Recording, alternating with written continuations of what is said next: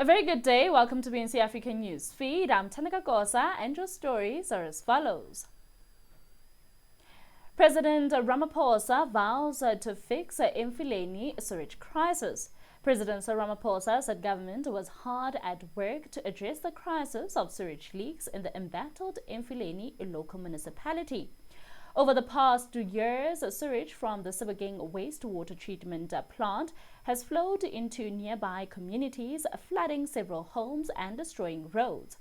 Speaking during an oversight visit to the area on Friday, Ramaphosa assured residents that funds set aside to fix the sewage leaks would be well spent. Onto this story, Ramaphosa cheers for Springboks' epic Rugby World Cup victory.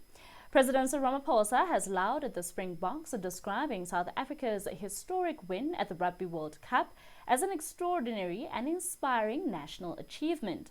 This follows a historic victory against New Zealand in France on Saturday night. Harry Poland kicked 4 penalties to help South Africa to a nail-biting 12-11 victory over 14 men in New Zealand. Ramaphosa himself travelled to Paris to watch the match and joined the Boks as they lifted the trophy for the 4th time. The Springboks are the first team in a Rugby World Cup to win the tournament for a record 4th time and to lift the trophy back-to-back. Minister in Presidency's office, Khumbuzo Chivazo, said this win confirms South Africa's highest standing in Rugby World Cup. She said the team symbolizes the resolve and resilience and unbreakable spirit of South Africans. In other news, a spare employee who defrauded UIF sentenced to be deported.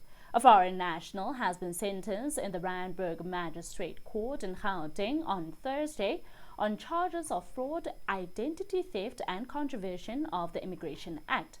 Prince Mbavo from Zimbabwe defrauded the Unemployment Insurance Fund, or UIF for short. The national presidential spokesperson for the Directorate of Priority Crime Investigation, known as HOCS, Warrant Officer Wendy Nkabi, said Mbavo applied for UIF as a temporary employee during the national state of disaster on November 26, 2022. And lastly, Goal 1 Mine committed to beefing up security at Molde East operation. The National Union of Mine Workers, or NUM for short, said Goal 1 Mine, at the center of recent heist drama, made a commitment to beef up security at Molde East operation in Springs.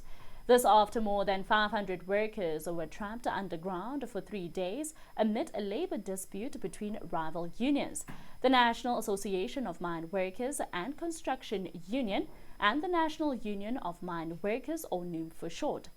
MACU is fighting for organizing rights at the gold mine, where NUM is the only recognized union representing workers.